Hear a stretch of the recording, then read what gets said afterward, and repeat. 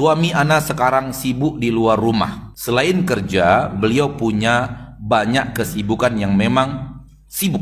Sibuk beliau bermanfaat sebagai ketua DKM dan yang lainnya. Namun beliau jadi tidak punya waktu untuk membantu pekerjaan ana di rumah. Bahkan hanya untuk berbincang-bincang sebelum tidur saja juga susah. Mohon nasihatnya Ustadz. Dan ini membuat kita akhir-akhir ini sering berantem.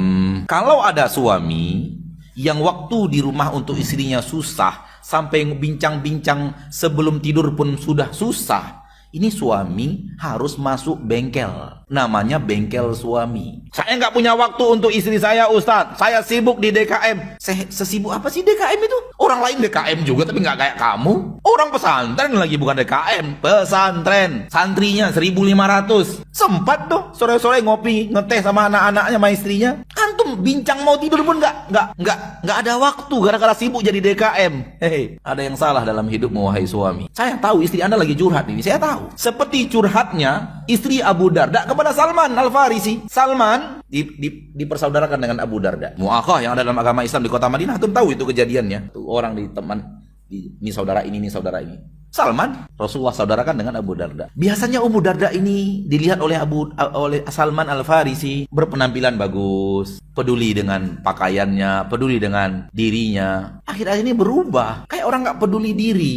Akhirnya Salman nanya, Ummu Darda ada apa? Anti berubah, anti nggak seperti ini biasanya. Ya untuk apa saya berhias diri? Abu Darda malamnya, siangnya puasa, malamnya sholat, nggak punya waktu buat saya. Oh begitu. Datanglah Salman kepada Abu Darda, saudaranya. Wahai Abu Darda, matamu punya hak untuk istirahat, tubuhmu punya hak untuk istirahat, istrimu punya hak untuk antum berikan kewajiban-kewajiban kepada istrimu. Nggak juga hidup itu sholat terus, ilmu terus, puasa terus, sehingga cuek terhadap istirahatnya mata, istirahatnya badan, istirahat yang lainnya, dan hak istri tidak tertunaikan, kewajiban kita kepada istri tidak tertunaikan, hak istri tidak terpenuhi. Nggak begitu juga Islam itu wahai Abu Darda. Ayo kita menghadap Rasul. Lalu menghadap Rasul. Kata Rasul, sadaqah Salman, benar Salman itu. Gitu Pak. Jadi kalau istri mengeluh suami tak bisa lagi bercerita sebelum tidur karena terlalu sibuk di luar, mungkin dia sudah malas sama istrinya gitu loh.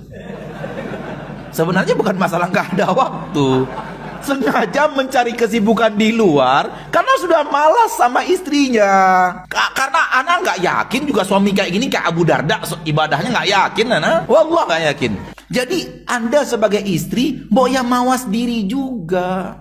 Apa yang salah dari diri saya sehingga suami saya malas pulang rumah bincang-bincang dengan saya, apalagi bantu-bantu pekerjaan rumah saya? Mungkin terlalu cerewet, mungkin nggak pandai berhias untuk suami, mungkin baju itu doang sobek sana sini, atau tak pandai memuliakan suami, tak pandai memuji suami. Istri harus memuji suami loh, suami harus memuji istri. Nggak ada permasalahan suami istri, nggak ada masalah pujian sesama mereka. Muji orang lain nggak boleh, jangan.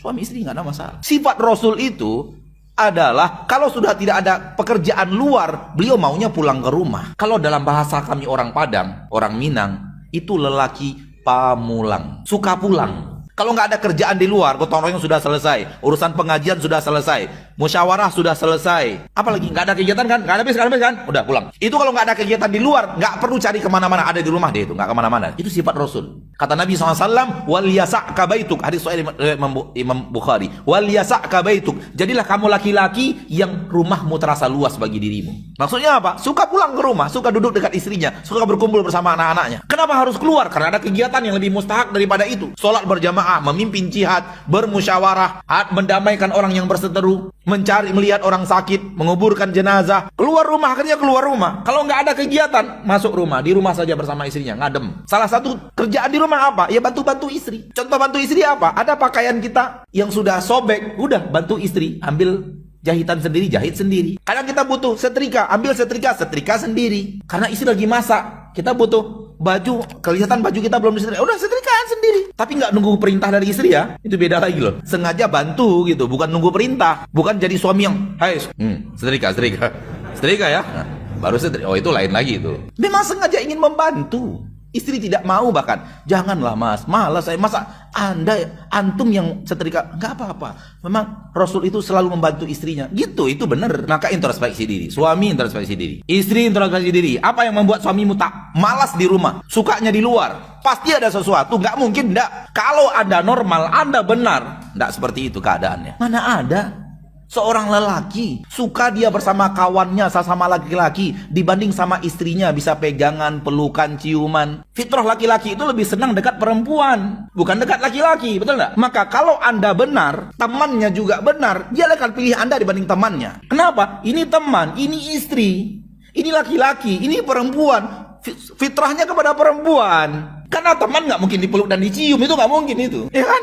Haram kan? Meluk teman, nyium teman, haram kan? Maka dia pasti lebih suka dekat dirimu. Itu secara fitrah saja Anda sudah menang. Sekarang Anda tak bisa membuat fitrah dia dekat dengan dirimu, suka nongkrong di kedai kopi dengan kawan-kawannya. Ada apa ini? Ada sesuatu yang salah. Maka Anda, wahai istri, dalam kondisi seperti ini harus juga masuk bengkel. Namanya bengkel istri. Kedua-dua Anda diurus, namanya bengkel rumah tangga.